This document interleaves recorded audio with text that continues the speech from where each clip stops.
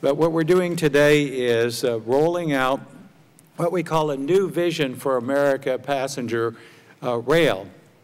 And the way this will proceed is that later this afternoon we will put, we're going to, Mr. Schuster and I are going to divide up our proposal, our vision and our new direction for passenger rail into two parts. I'll talk about the high-speed rail portion and he'll talk about the long-distance portion. So we're going to give you the general outline of what we think we should do. Then we'll have an opportunity today in the next hour to hear from people online from around the country and people on the committee.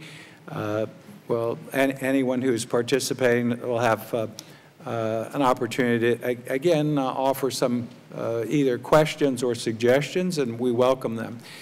As the draft of the legislation is put online later this afternoon, what we're going to do is have a period between this afternoon, and the close of business on Friday for folks to offer suggestions, recommendations for changing the draft legislation. We have some ideas. They may be good ideas. There may be better ideas out there, and we welcome them. So that's the way the legislation will be crafted. Now, this is sort of an experiment in doing this, and we're going to replicate this because this is the first part of what we hope to be a major piece of transportation legislation, the reauthorization. We hope to incorporate a strong rail provision in the successor to TLU legislation. So we will roll this out. We hope to mark up a bill, and I guess the date for that, Joyce, staff, is next week.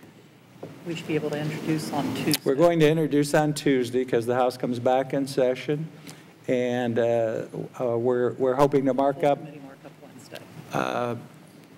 The full committee markup is next Wednesday. So what you'll see is a committee draft this afternoon, and again, we welcome your suggestions today or in the interim before the bill is fully crafted and introduced. So you can be part of this whether you're here with us today or listening from or viewing from across the country. Now, again, since this is experimental, we haven't done it this way before, we intend to craft the balance of the TLU successor in the same fashion. While we have hundreds participating today, we expect thousands for that undertaking, and this also gives us a different approach to an opportunity to see if this rollout works from a technical standpoint. And what we hope to do again is the first week we get back after the 4th of July recess is we will have a rollout, and we'll have a period for comment, a period for participation in crafting the bill. And then it's my intention right now to mark up the balance of the bill on July 12th. So that's an important date. So this is the first in a series of two of these forums and rollouts and opportunities to participate in crafting major legislation. So again, thank you for joining me. Let me just say at the outset, first of all, I'm one of the strongest supporters for passenger rail service, both intercity, mass transit, but the projects do have to make sense from a transportation service standpoint and also from a taxpayer investment standpoint, especially where we have limited taxpayers' dollars available today. I strongly support a national passenger rail system. This is not any attempt to dilute the system in any way, but I think we can make the service even better. I think we can reduce the subsidization, and we will have to subsidize a number of the routes because almost every form of transportation is subsidized. But I think there are opportunities for not only positive revenue cash flow on some of the routes, but also reinvesting some of that money to expand the system and improve service rather than be sort of stuck in neutral, as unfortunately I think we've been. And let me say also that this legislation will pass. Now, it may not pass in this session, but it's going to pass, I can guarantee you, and it will pass in the next 36 months. You can ask me questions about that later on, but I can tell you it will pass. So I invite folks to work with us, and we hope we can have a good proposal that will make, again, passenger rail service efficient and cost-effective.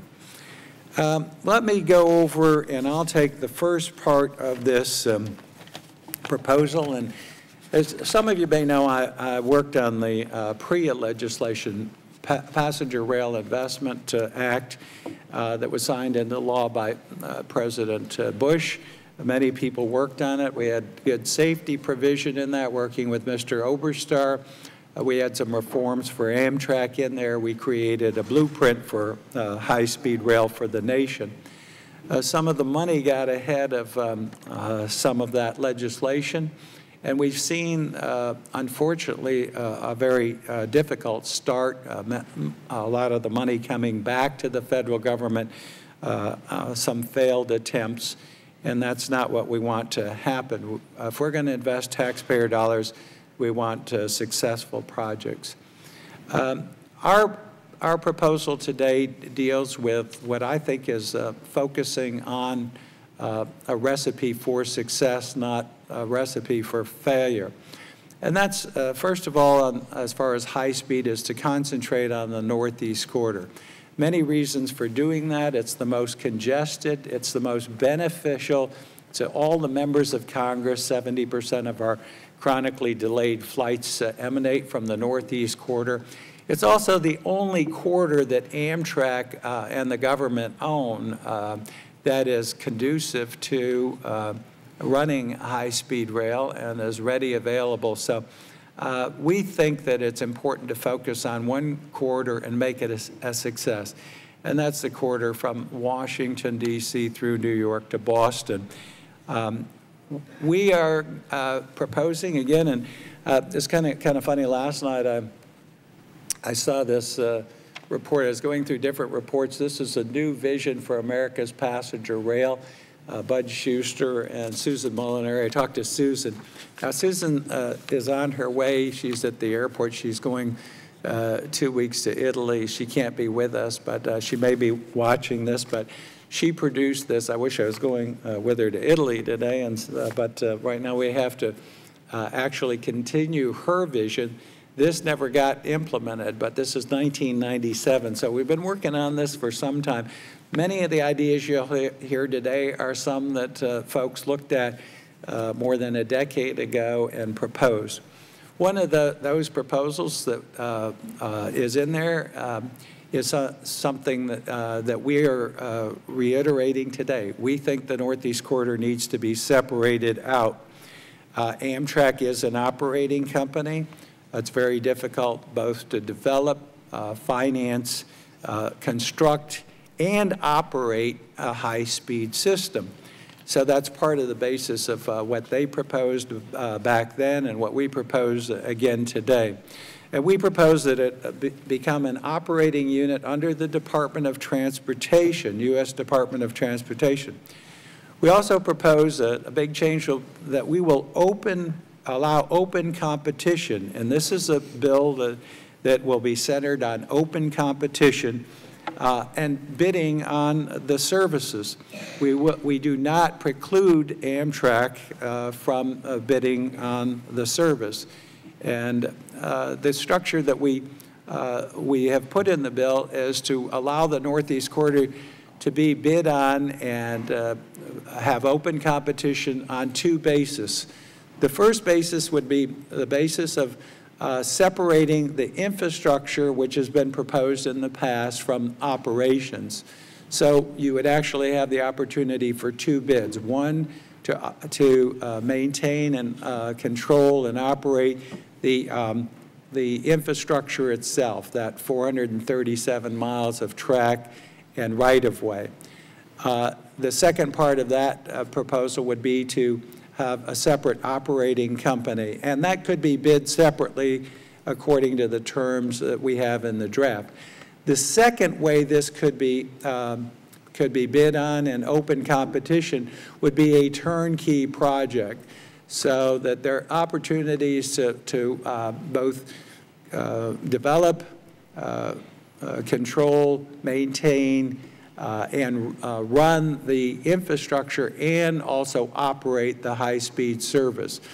We believe that giving those two options gives the taxpayer the best return, gives actually passenger rail the best potential for income, and again, the best deal for all concerned.